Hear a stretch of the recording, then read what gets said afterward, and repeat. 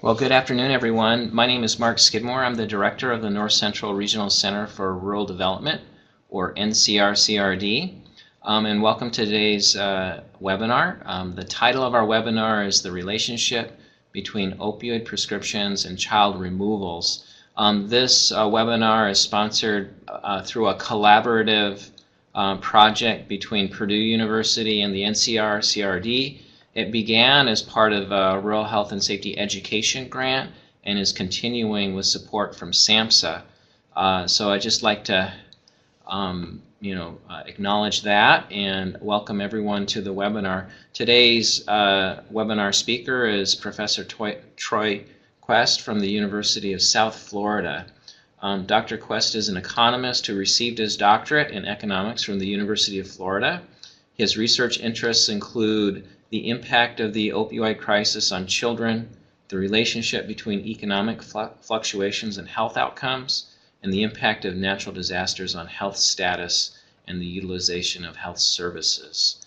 And so I'd like to welcome Troy, and also for those who are participating, you can see down below you'll have a chat section. So as he's going through his presentation, if you have any questions or comments, please feel free to type those in and he'll catch those along the way. Actually, I see the chat is right on the right-hand side here. We kind of redirected to move things around a little bit. So with that introduction, I'd like to pass it on to Troy. Thanks again, Troy, for being with us. Oh, thank you very much for having me. It's definitely a pleasure to be here and to speak to the folks in the group today. And as Professor Skidmore said, I'm happy to take questions as we go. If I can answer them as we go, I'll do so, but if not, I'll definitely address them at the end of the presentation. So let's go ahead and jump right into it. So give you a quick outline to what I'll talk about today. Won't spend much time talking about the outline itself, but give you some quick background on me and my research in this area. Some discussion regarding child removals and the data I use. And then the meat of the presentation is to look at the 3 studies that we've done so far in this topic, looking at Florida, California, and then in a national perspective. And then we'll talk about some takeaways and limitations to the research. And then if I haven't already, I'll be happy to take any questions or comments you have at that point at the end there. So again, a little quick background on me. As Professor Skidmore mentioned, I'm an economist. I have kind of a diverse, some would say scattered research agenda. He kind of alluded to the different areas I'm looking at. But generally my goal in my research is to try to use data to address and understand significant health questions that pose to society. In terms of this line of research, it actually came about on a roundabout basis. I've learned of the potential relationship between opioids and foster care removals.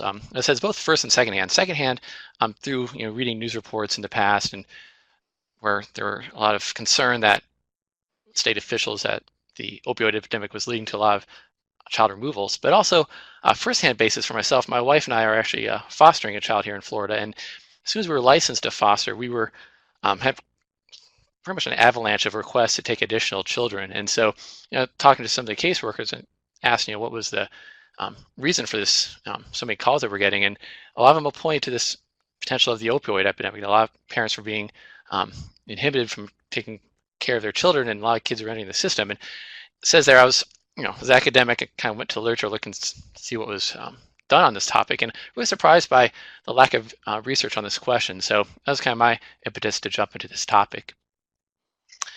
In terms of the foster care system, and I guess I should preface this with my background.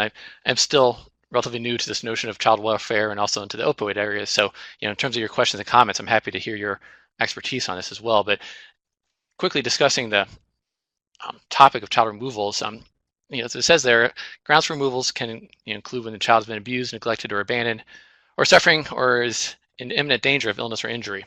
And it says there's selected potential maltreatments that can be identified when a child is removed: physical abuse, sexual abuse, neglect, parental drug and alcohol abuse, and as well as abandonment. So, and to be clear on this potential maltreatments, there actually be, when a child is removed, multiple maltreatments can be identified. So it's not as if it's one or the other instances where a child could be removed for, for example, for neglect and parental drug abuse. The data that I use to look at this issue is the AFCARS data. It says there, the Adoption and Foster Care Analysis and Reporting System. It's a mandatory system that all states must report their foster care data to. And so it's tied into the funding that states receive from the federal government. So it's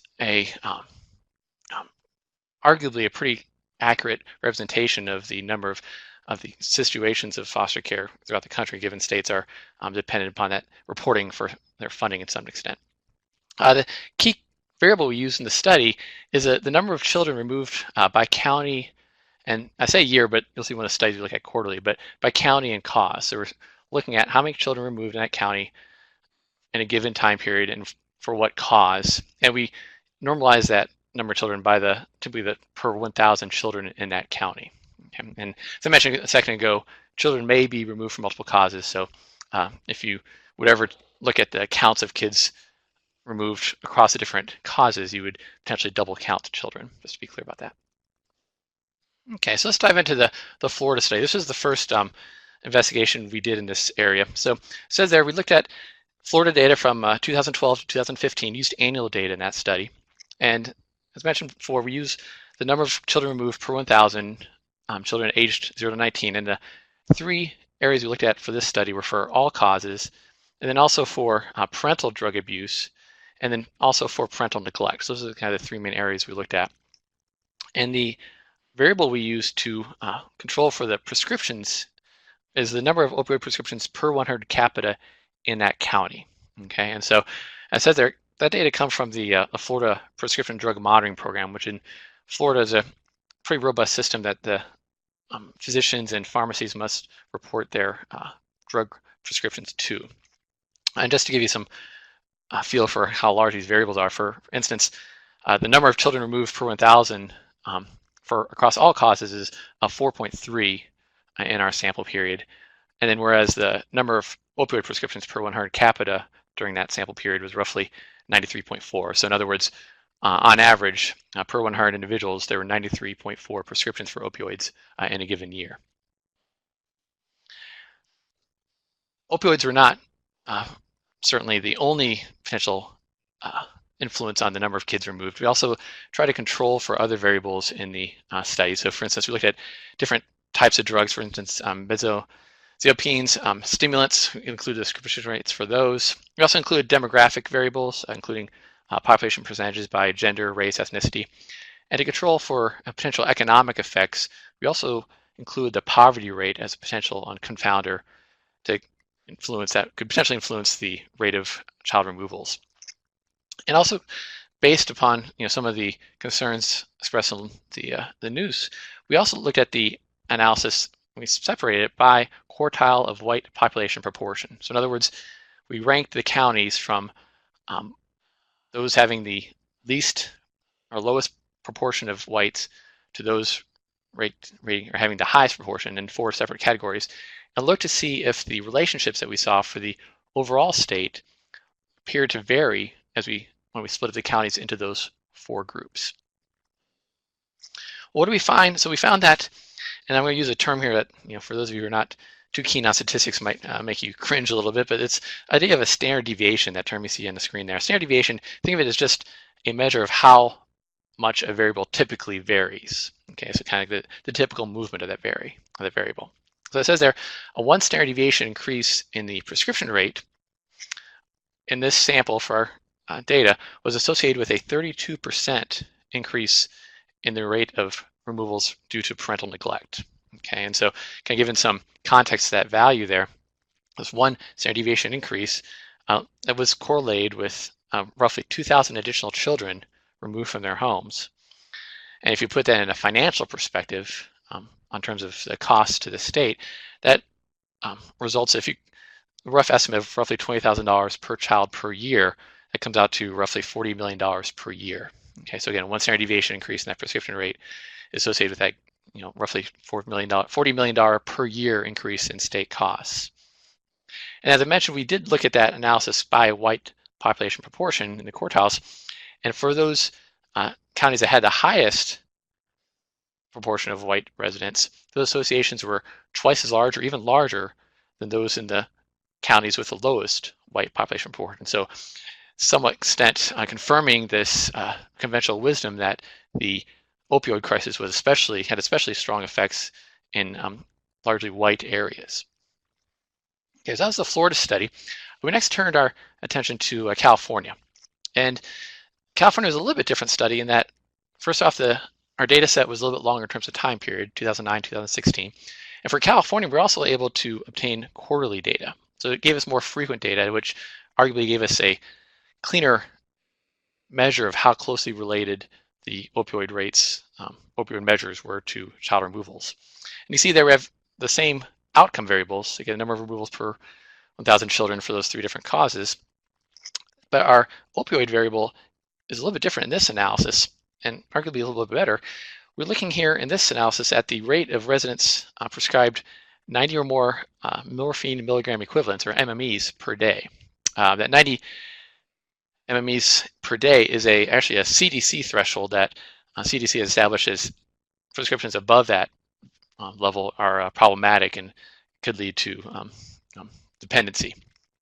So again, we have a measure now in this study that is more of, rather than just the number of prescriptions, more of a precise measure of potentially the overuse of opioids. And as we see there, data came from the California Opioid Overdose Surveillance Dashboard, which they then generated from their prescription drug monitoring program. So again, we want to allow for different factors to potentially affect the rate of removal. So we control for the average wage in a county in that quarter. In terms of the potential for criminal justice issues, we also control for the average number of jail bookings in that county per quarter. And as in the Florida study, where we disaggregated the data by the proportion of counties in terms of their white population proportion, in this study we looked at separating the counties by urbanicity. So again, hopefully a topic, or I would imagine a topic of interest of many of you listening in today. And we use the rural urban continuum code as our measure, and we group counties into these 3 groups in terms of metro counties, rural counties that were adjacent to a metro area, and finally rural areas that were not adjacent to a metro area. What do we find in this study? We found that, again, that 1 standard deviation, that again is a measure of how much the high dose prescription rate varies on a kind of a general basis. That 1 standard deviation increase in that measure was associated with a roughly 10% increase in the overall child removal rate. So essentially saying this variation, this high dosage measure, is associated with increases in the removal rate for children. And when we broke down the analysis by urbanicity, we saw that the associations that we measured overall were largely limited to rural counties that were adjacent to metro areas. And to us, that was kind of a surprising and, frankly, a result that we could not clearly identify, because, why we saw that association in rural counties that were adjacent to metro areas, we really didn't see much of an association in rural counties that were not adjacent to metro areas, was an area that, or a result that we definitely could not easily explain. Okay, so the last of the 3 studies took more of a national perspective. So we're looking here in the United States as a whole. And our sample here was, again, now back to using annual data. And it says we use US counties, but you see the asterisk there. That asterisk indicates, or is a note that we don't have data for every county using these in terms of the foster care removals, or the child removals, I should say.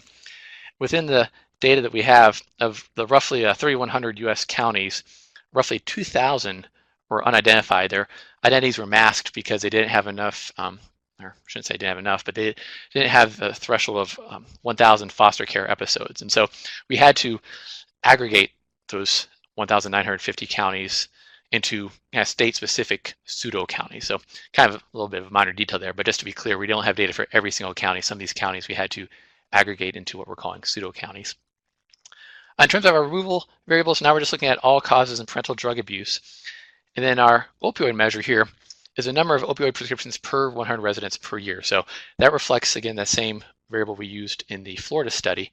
However, you'll note here, this is a different data source for us. This is, there's not a national clearinghouse, at least that we know of, that have data for all states' prescription drug monitoring programs. And for that matter, there are many states that do not have those programs. And so for this paper, we used data from the Quintiles IMS data warehouse, which is a survey of roughly 90% of all retail pharmacies. And so this is not arguably as a complete measure of opioid prescriptions, but again, now we have this national perspective that we're able to look at all U.S. counties. Again, we included some control variables to account for different factors that could influence the removal rate beyond opioid use. So we have the demographic variables, the proportion of residents by gender, race, and age, ethnicity. Also, the poverty rate and unemployment rate were again used to control for economic fluctuations. And the curve here, was the Florida study we looked at proportion of white residents. The California study we looked at the urbanicity. For this study, we wanted to look at the differences in the relationship between opioid prescriptions and child removals by state to see if there were distinctions by state. And so you see in this slide here, this is a map of the US, obviously, and we have here color-coded according to the relationship that we observe. So the way to read this map is those counties with the green county, I should say the states with the green shading, are those states that had a positive relationship between the opioid prescription rate and the extent of child removals. So in other words, in those states, as opioid prescription rates went up, the number of removals in those states tended to go up as well. And so the darker the color indicates the larger the relationship. And the reverse is true for the states in the blue. So in other words, the bluer states are states that in which as the opioid prescription rate went up, the level of child removals actually decreased on average for the state. Okay, so one aspect of this map that struck us was that there's not an especially clear pattern geographically in terms of the green versus the blue states. You see is largely a smattering of, within the U.S. across. There are some interesting exceptions to that. For instance, you'll see Wisconsin and Illinois have are dark green states. So those are states that have relatively large positive associations. So as the opioid prescription rate went up, the rate of child removals went up, especially more in those states. And then in terms of the states that actually had a negative relationship, you see there's the largest one there is New Hampshire. The results for that is that a 1 standard deviation increase in the prescription rate in that state was associated with a nearly 30% reduction in the rate of child removals. Okay, so for us, this is a pretty surprising result. To some extent, and I expected in this context, a green map throughout the U.S. that you'd have this positive relationship, but this analysis tends to suggest that it's not uniform across the U.S. Okay. So kind of takeaways and limitations from our analysis. So the takeaways, I would argue the Florida study shows that there's this, or indicated there's a positive association between removals and prescription rates. And as I mentioned before, it seemed that that association was especially strong in counties that had high white population proportions. The California study is suggested that the positive association between removals and high dosage prescriptions, but again, we saw a distinction there where the association was especially and almost limited to those rural areas that were adjacent to metro areas. And finally, for the U.S. as a whole, that analysis showed that the relationship between removals and prescription rate actually varied somewhat across states. And I kind of avoided trying to give any hypotheses as to why that is the case or what could be driving that. And to be especially clear, we cannot come to any conclusions based on our data. But one topic or one potential explanation that we think might make sense is that this could be related to the stage of the opioid crisis in the state. In other words, potentially for some states that are maybe further along in the opioid crisis, maybe it's come to the point where and this is again very speculative, so for those of you who disagree, I'm not going to claim that this is the only way to think of it, but one potential explanation would be that maybe in some states that have the advanced stage of the opioid epidemic, the policies that are reducing the level of opioid prescriptions could potentially actually be leading to increased illicit opioid use. And those illicit opioid utilization could be more dangerous and more problematic and lead to increased child removals. So again, very speculative, but just one potential explanation that we surmise could explain that variation across the U.S. And in terms of the limitations, which again, this is an incomplete listing, and I'm happy to hear about other suggestions about limitations to this analysis that those of you who are listening may have. But arguably the most important one is this first one, that our estimates only reflect associations, not causations. So we definitely can't say that a 1 standard deviation increase in the opioid prescription rate caused a certain change in the rate of child removals. These are just associations. We don't have the statistical ability to say one caused the other, so that's a very important caveat to our results. We definitely cannot control for illicit opioids. So we, as you noted in those 3 measures that we used to control for opioids, they're all based on prescription opioids. We're not able to control for the level of illicit opioids that could have important impacts on the rate of child removals, and to some extent, as I just mentioned, especially given the lack of regulation of those and potential increased danger of those types of opioids. Another aspect we don't control for are a diversion of opioids across counties. So if there's prescriptions taking place in one county and those opioids are being moved to a different county, our results would not pick that up, and that could be a source of bias in our findings. And another important caveat I want to mention, and this I think is important to note here, is that our analyses only look at that extreme outcome of child removals. As you can imagine, there are many, many instances of negative effects of opioids that do not lead to this extreme outcome of having a child removed from their home.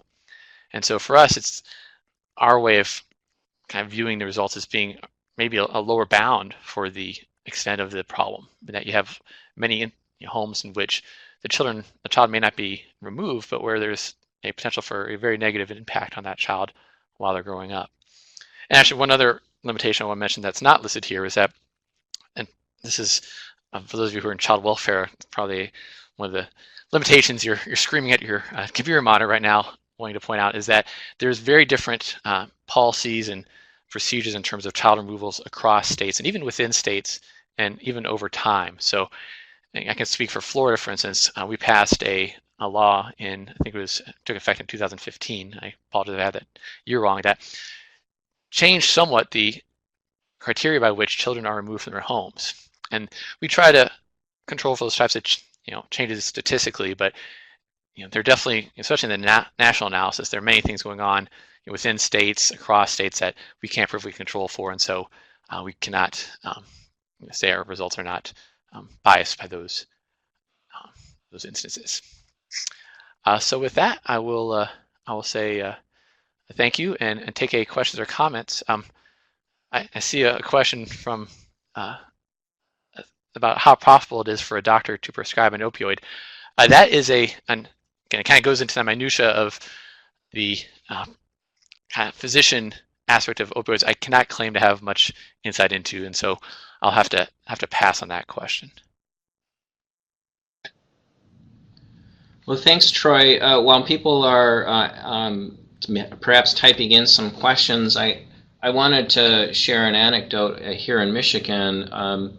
We have the Flint area, which is a struggling urban area, and it's primarily now African American, and we have the outer suburbs of Flint and the sort of the more rural, and so there's this dynamic that happens in Genesee County where the prescription opioid issue is happening on the outside of the city, but as the opportunities for prescriptions start to be cut back, then those people will come to the city looking for a low-cost way to meet their addiction issue with heroin. And so that, sort of thinking about the opioid crisis in a regional context makes some sense. So your result in California seemed to make some sense to me.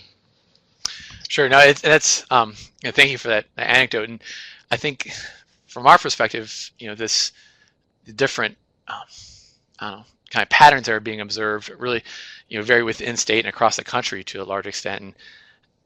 And want to point out it's an important limitation of our analysis, this potential impact of illicit opioids. And we really, I would list, especially if there are any folks who are listening online, have any thoughts about how to try to measure that, because that's an aspect that we think is really important to try to address, and definitely is not addressed specifically in our research.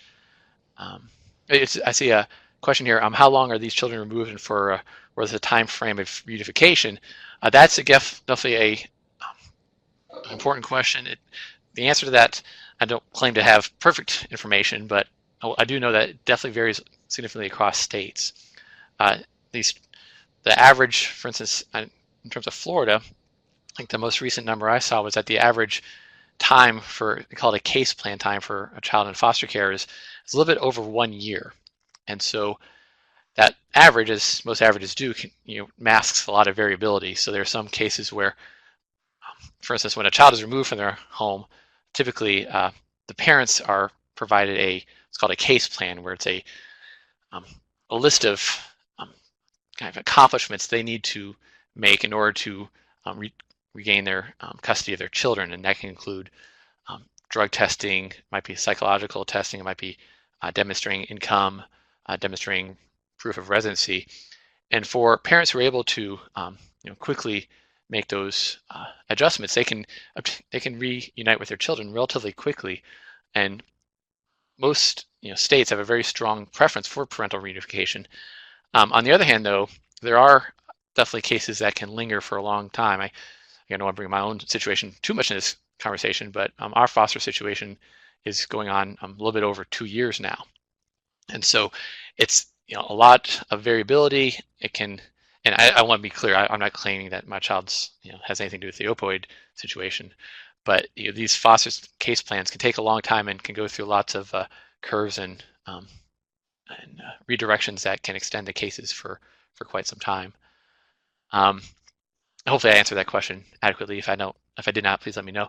Next question I see is, have you looked into the correlation between family treatment opportunities and child removals? That's actually a very important aspect that I want to actually start moving towards, because as I should have mentioned earlier, my limitation of this, or a very, very important limitation of this research, is that I'm just kind of claiming, I'm just trying to report on what's happening on the ground. I have unfortunately, this research does not provide any kind of direction as to, well, how could we potentially improve upon the situation? Well, one of the aspects that I do want to investigate very soon is to say, okay, well, we have a situation. Are there any instances, or any factors that potentially look to, sorry, I got a little distracted there.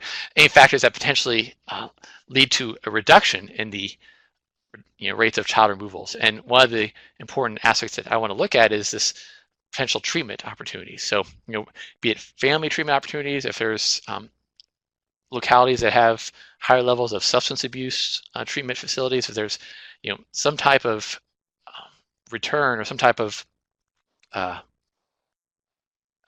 of measures that can be taken to reduce the number of child removals, because as I said, this is right now, unfortunately, we're just reporting kind of what's on the ground and not giving any insight as to what could be improved. So the hope is that that type of analysis could lead to potentially resulting, oh look, there's a positive impact in terms of the availability of substance treatment facilities and the rate of child removals.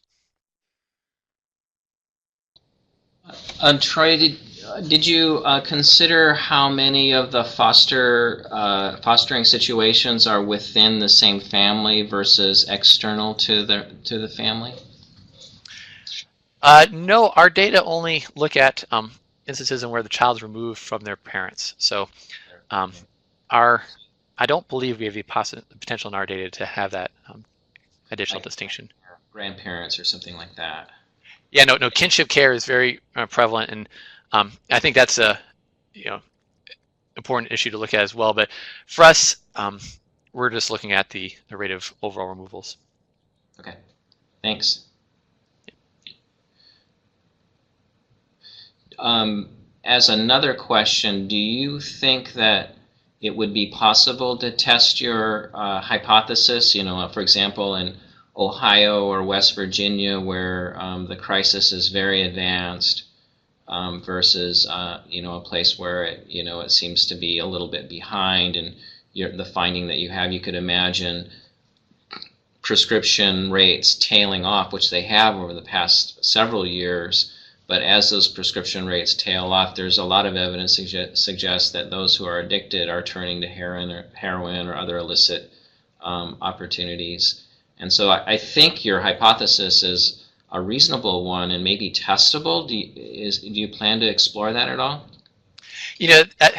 That is something that we would like to look more deeply into. we did some very preliminary kind of back of the envelope type calculations when we first did this, and try to see if there was any clear relationship. And if you go back to the self-control of the map here, let's see if I can do this here. I go back just to that map there. We try to just kind of do an eyeball test, and for us, it wasn't a clear pattern. We didn't see a pattern for those states that are kind of the ground zero of the origins of the crisis.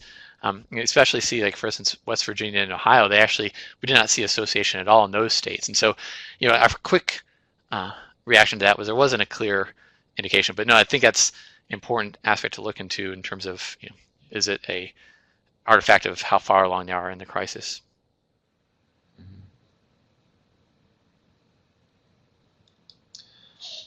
I don't see any additional questions coming in, but I do want to maybe take this opportunity to say thanks again for sharing this information.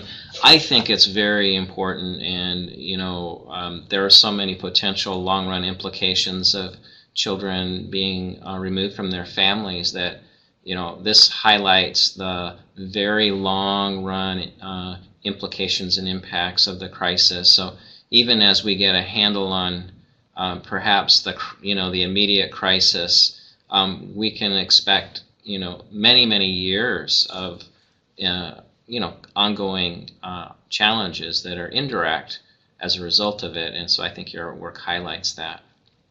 Oh, well, thank you. And again, I appreciate the opportunity to share our work with the audience.